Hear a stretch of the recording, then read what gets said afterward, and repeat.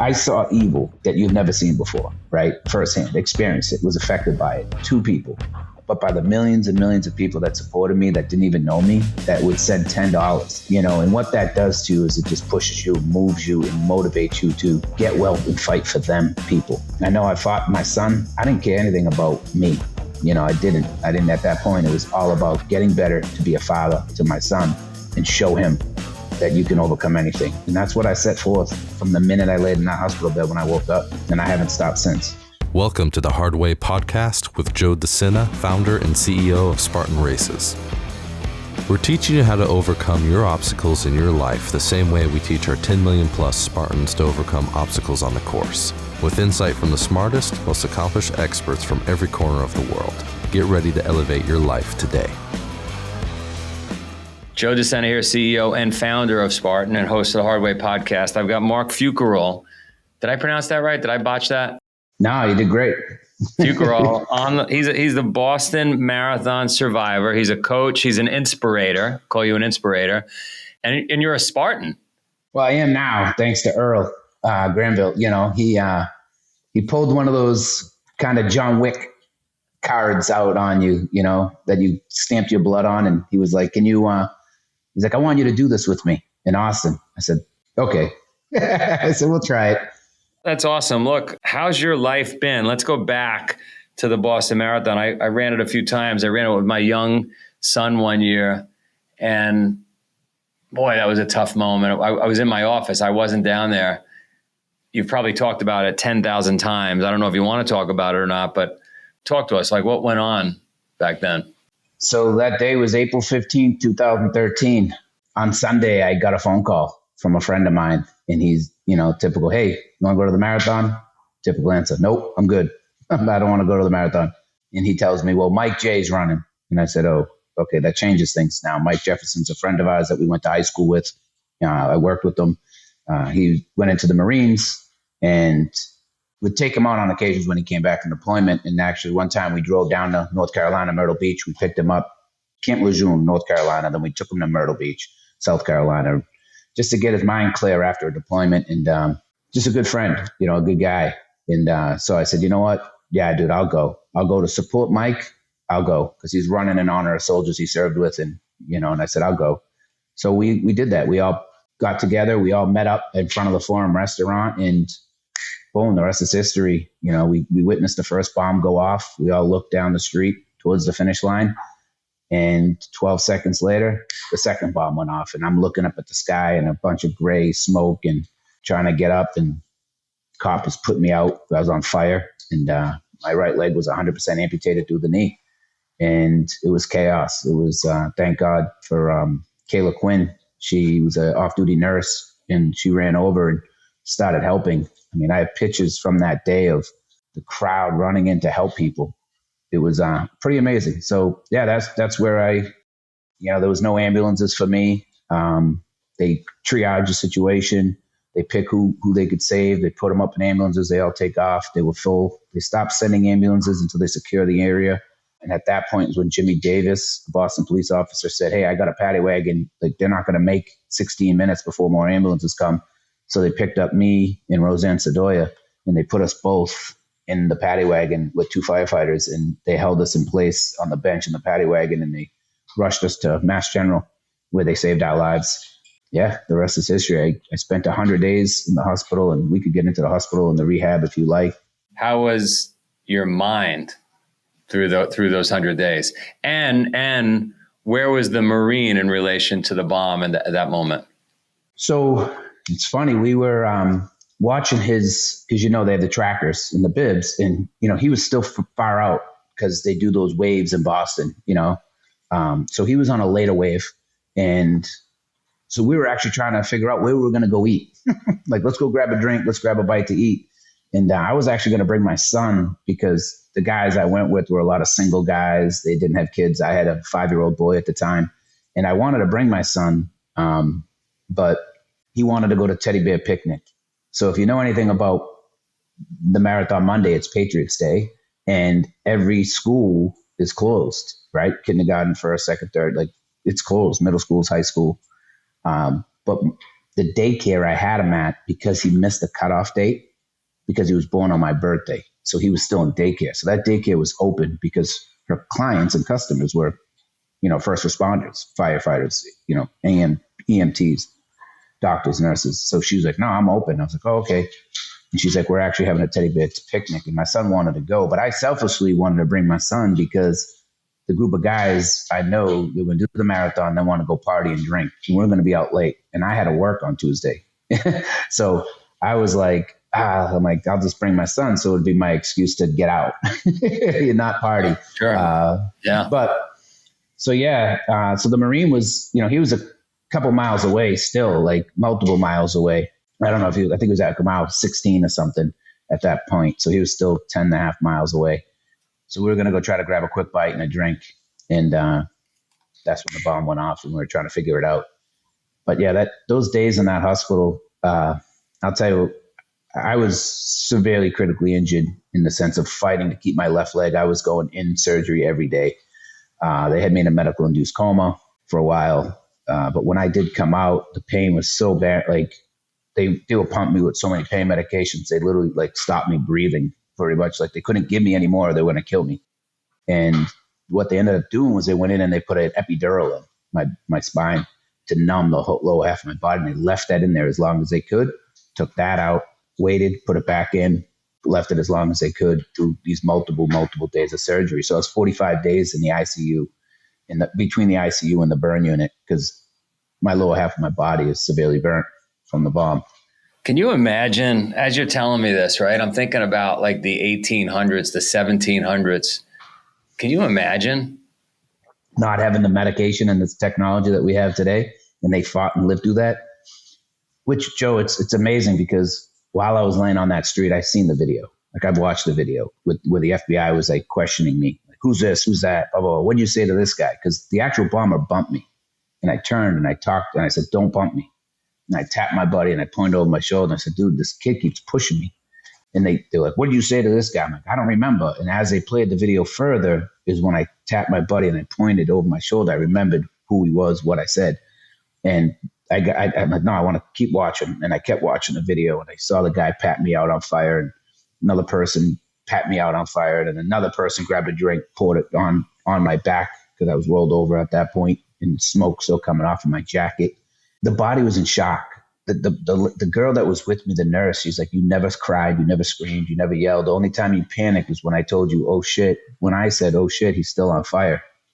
We got to get what's left of my pants off. She's like, I need scissors. And I remember her yelling that. And I actually that's some skin graft from undoing my belt buckle. And it was so hot, it literally burnt my skin.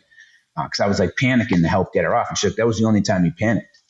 And because they were asking me like, hey, what's your name? And I said, I just want to see my boy. I tell my name. I said, I got a boy. He's 5 years old. I just want to see him. That's it. I just want to go home to my boy. That was all. So the body, I was in shock. I don't remember any pain, like none, until I woke up in the hospital. Then it was, but being back then, so I would hope that the body would be in shock for all those people, but it doesn't always work that way, unfortunately. No, I remember, I forget what movie it was. Maybe it was, I forget the movie, but it was like the Civil War and all the destruction around a couple of actors, reenacting it. And man, you lived it. I was in a bad car accident, nothing like what you went through. So I could understand a little bit of the shock that takes the edge off and until it sets back in, right?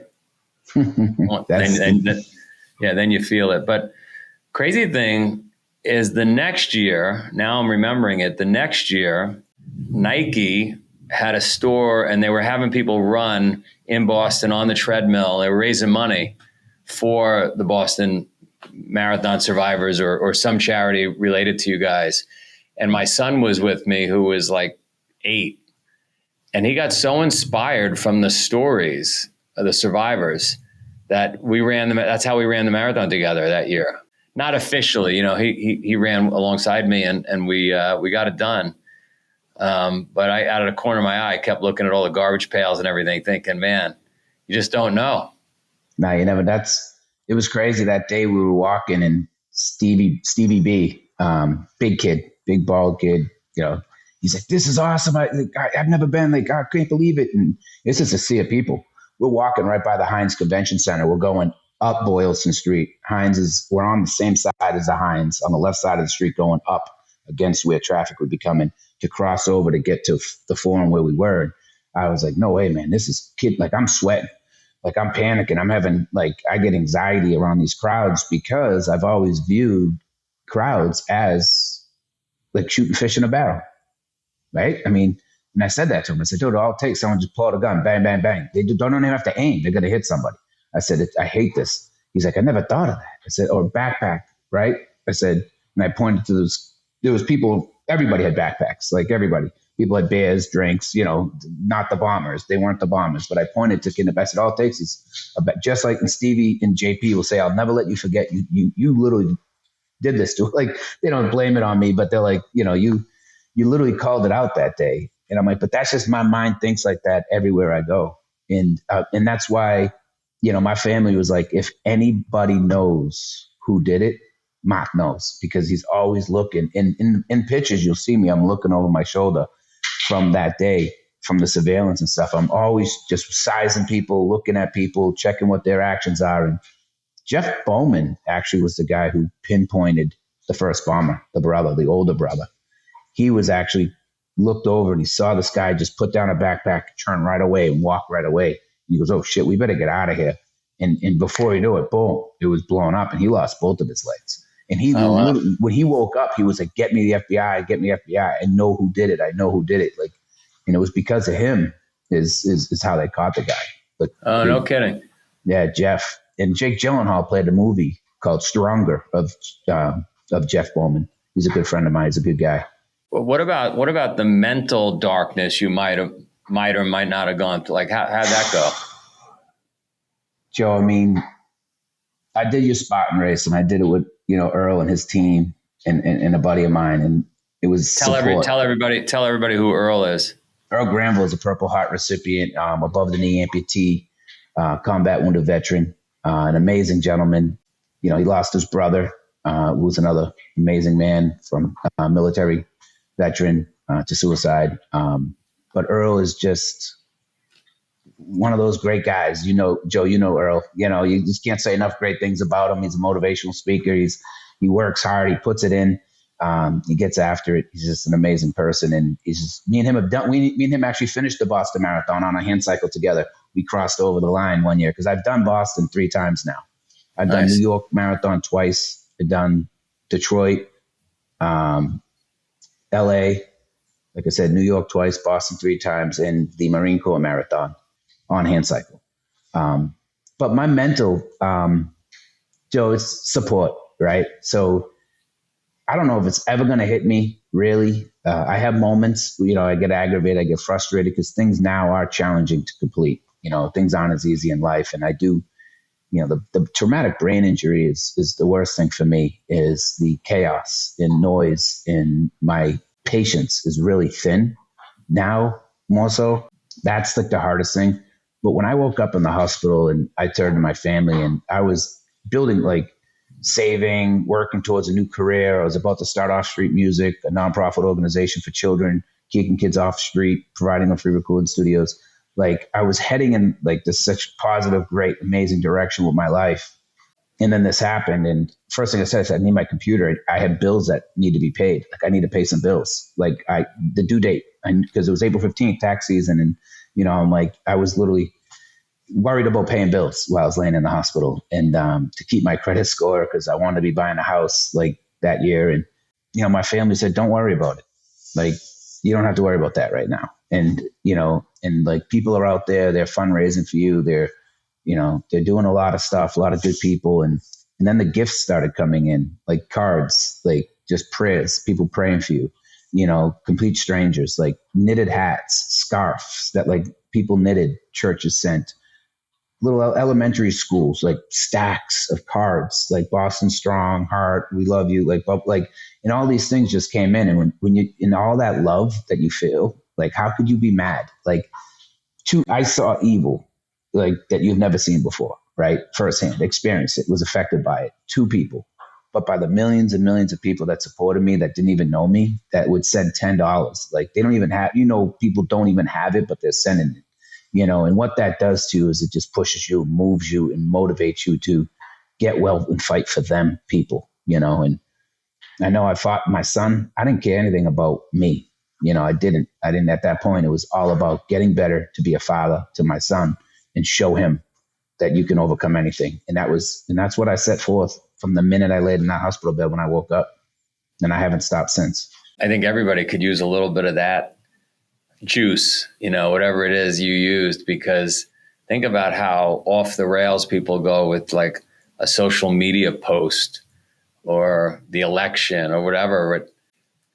None of that is as real as what you went through. And you dealt with it. I'm not perfect by any means. Do I get emotional? Do I get upset? Do I get angry? 100%. But I strongly believe it's our choice, and what we choose is important and what's not important, right? You say a post, someone on election, right? And someone makes a comment. My wife is born with no arms and no legs, and there's people out there that use pictures of her as memes, right? And they make fun of her, and some guys say some inappropriate stuff about my wife, and what am I going to do? Get mad, get upset? That she's like, whatever, like clowns, and it's crazy to me what people put value on, I don't really put value in people's words when I look at those individuals and say, look where it's coming from. You know what I mean? And how do you live with yourself knowing that you got two daughters or a daughter that graduated high school, another young daughter in high school, and you're making comments, inappropriate sexual comments about a woman with no arm and legs? Like you got bigger problems than me getting upset with you, but I do get upset. I get caught up, but I take a step back, take a deep breath. And you speak about juice. My mom was a mom that worked really hard, 3 jobs to keep a roof over her 3 children. And she sacrificed everything. She'd pay for our dental work, not hers, and I've seen that, and I reflect on that as an adult. And, if this woman can work as hard as she worked, working at the foot doctors and then going to be a waitress and then working as a dispatch for the trucking company on certain nights when she wasn't waitressing, and she was a waitress for 25 years. And to see her come home at 1:00 in the morning and be back up at 5, it's like, if I can't get up out of bed and put a leg on and get to work and get going and move and go help or do something, like what kind of man or what kind of person am I if this little Irish woman can get up and do that, So that's where I learn it. We learn it from, who we are surrounded by. And that's where that positive support. I agree. If you grew up with silk pajamas on in a perfect household where everybody was focused on superficial things, and I get mad at myself and my family, right? Whenever we're wasting energy, time, money on stuff that really doesn't matter. Give us a couple of tips for those civilians out there that are, they just want to level up their life, but, maybe they listen to the podcast, maybe they read the book, they go to the conference, but it's just not happening. What are some simple things, some like habits or whatever that you live by that we could follow? Oh, I mean, it's pretty simple, right? It's get outside of your comfort zone, right? Don't be afraid of anything. Fear shouldn't exist. You shouldn't have fear. Healthy fear in a sense, but not this. To me, it's so simple. That's what drives me crazy is reflect on your life and all the accomplishments that you've made. Take a moment and reflect, and don't be inspired by me getting out and doing a marathon or me doing Spartan or me getting up every day. Be inspired what you've already accomplished. People lose focus on focusing on other people. Focus on yourself and see, like, you went through elementary, you went through middle school, you went through high school, you went to college, you got a job, you got a career, you bought a house, you started a family, right? Like, those are huge accomplishments, right? And it just shows, just keep going. Don't stop. Just keep taking steps. If it's one step at a time, and you don't even realize, next thing you know, you're on the 24th step, you're at the top and you met your goal. Like, just keep going one step at a time, focus on what's in front of you. And the biggest thing in my life that's gotten me is accepting my situation and not worrying about things I can't control. My leg's never going to go back no matter how much I focus on it or I worry about it or I focus on the past. Like, oh, if I had 2 legs, when I had 2 legs, if I kept worrying about all that, I would never have a future. So my thing is accepting your situation, no matter what it is, paralyzed, amputation, MS, CP, and just and just focus on what you can control, not what you can't control. And that's pretty much my way to living in life, is focusing on my decisions and what I can control. I love it. How much do you thank the universe for your son wanting to hang out with teddy bears that day? Man, I'll tell you right now, as much as I seem strong and this and that, if my son was there that day, it'd be a different world. It would be on fire. Different ballgame. This world would be on fire. And I tell my son every day, don't do something stupid. Don't take drugs, the fentanyl and the junk that's in this country. Just please don't. I said, because if you do and I lose you, like, it's going to be bad for everybody.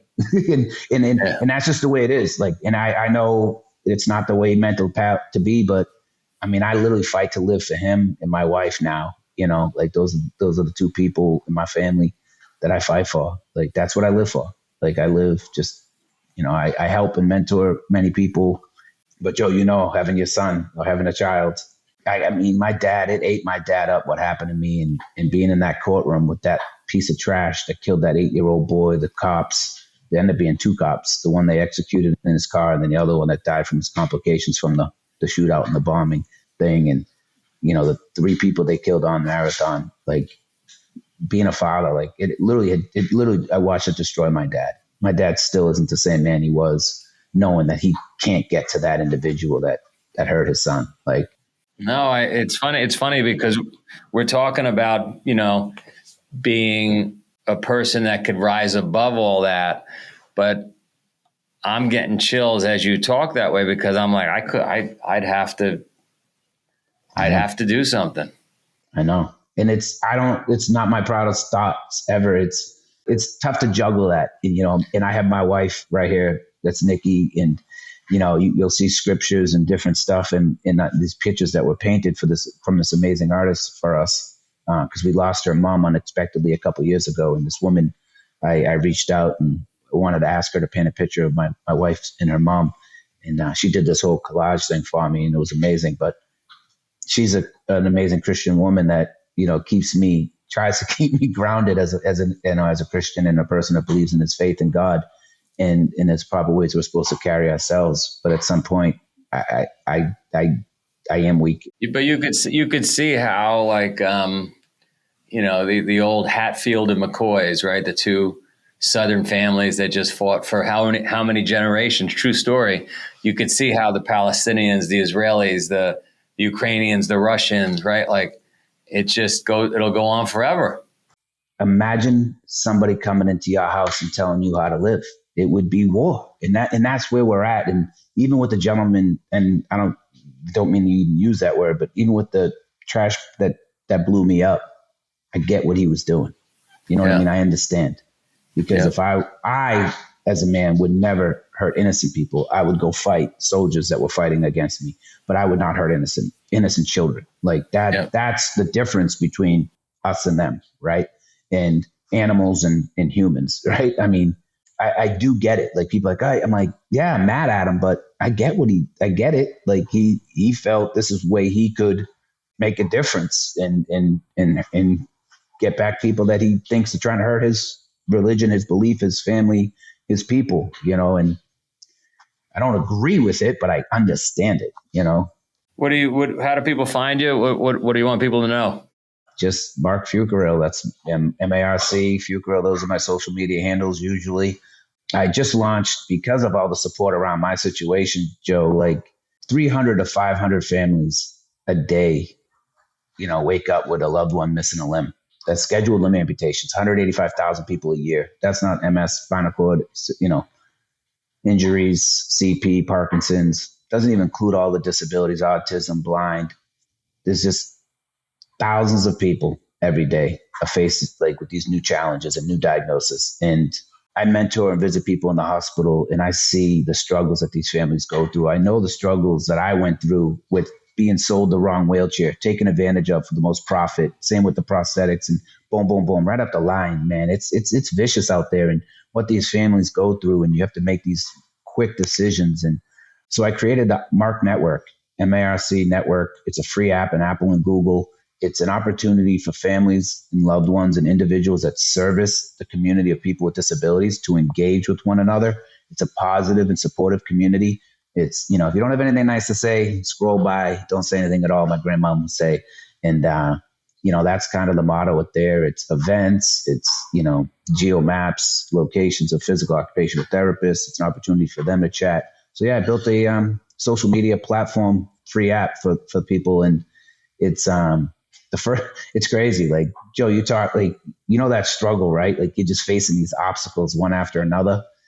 Man, I turned to my wife last year in April and I said, honey, I said, I can't live with people just struggling like this, because it's not easy. And I've seen it for 11 years. I built this concept in my mind where these young athletes that are in wheelchairs, that have prosthetics, they can't see their athletes on TV.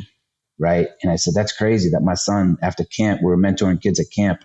And I said, here's a Paralympian athlete standing in front of these kids. He's here for 2 days. He leaves. They never see him again until maybe next year, if he comes back, if they can afford to come back to camp. I said, this isn't right. I said, I want to do a television network station and live stream these mobility impaired sports at the highest level. This was 10 years ago, right? Well, 8-9 years ago when I was at camp. And because I was 3.5 years in hospitals, I was at Walter Reed Medical Facility in 2015 to 2016. I had to sign a contract and stay there for 365 days with 5 different surgeries, revisions, amputations. It was crazy. But wow. While I was doing that, mentoring, I saw these kids and I said, I want to create this network so these kids can see these athletes and inspire to be them, and they can get off the couch and get motivated. And so I did 11 years of networking to find individuals, peoples, and the way I was going to do it. And finally, after losing my wife's mom, I asked her, can I commit 100%? I gave her a year, which probably isn't enough, but we had our balance now on how we were living. And she said, yeah. So I dedicated 100%. And a buddy of mine called me to invest in his business that I've been begging and asking for 2 years. And I said, hey, I just decided I'm going to invest in myself. He said, dude, 100%, go for it. Anything I could do to help. And then he was the one who said, oh my God, I got a guy for you. And he introduced me to this guy who connected me with this company. The first check I wrote for my app, the guy stole my money, dragged me out for 7 months. Wow. He thought I would stop. I didn't. I found 3 more companies. I picked the one that I am with now. I wrote a check again, and I paid another company to build me the app that we have today. And that's where we're at. That's how you find me. Well, everybody in the network, everybody on the app, any amputees, anywhere, they race for free forever. Any one of our events. So let's figure out a way to integrate that. No, I appreciate it. I talked to Dan, and yeah, I appreciate everything that you do, Joe, for all people facing these challenges. I've seen the guys in the wheelchairs and the Nick Culture, double bilateral amputee himself, from Michigan, good friend of Earl's, good friend of mine. Now I'm so grateful for everything that you do, giving people like us and facing these challenges, because it is difficult, and you give us the opportunity, especially for free. Everything we do costs more. I mean, I can't sit here and say I don't get a ton out of it. I listened to you and you just gave me like a shot in the arm. You know what I mean? Like, so I get paid. This is the way I get paid, hearing the stories. Yeah, Joe, truly, like what you've built, like with Spartan and the Mad Mutter and all the different things that you guys all do and everybody participates in, it's the lessons you learn when you're accomplishing and facing these challenges. And as you finish it, it's like what you learn within yourself is amazing. And it you can take it with you through life always. And that's where the marathon, when I finished the first marathon I ever finished, I was like, oh, that was hard, but it wasn't that hard. But it was really hard. But at the end, it's like you forget how hard it was. So you do it again and then you do it again. And then it just showed me, like in business and in life, like just don't stop, just keep going. Like that's it. Like eventually you'll get there. No matter how hard it gets, life is going to be hard. Every challenge you face is going to be hard. Just look at how many hard challenges and obstacles we crossed our entire life that we forget about. And again, like I did that 5 miler there in Austin Spartan race, and 92 degrees. It was muggy. It was tough, man. I was feeling it like real bad. But to finish it was like, all right, cool. I now know something about myself that I didn't know. the day before. It's a great way to put it. I'm going to type. I'm stealing that from you. I like that. I now know something about myself I didn't know before.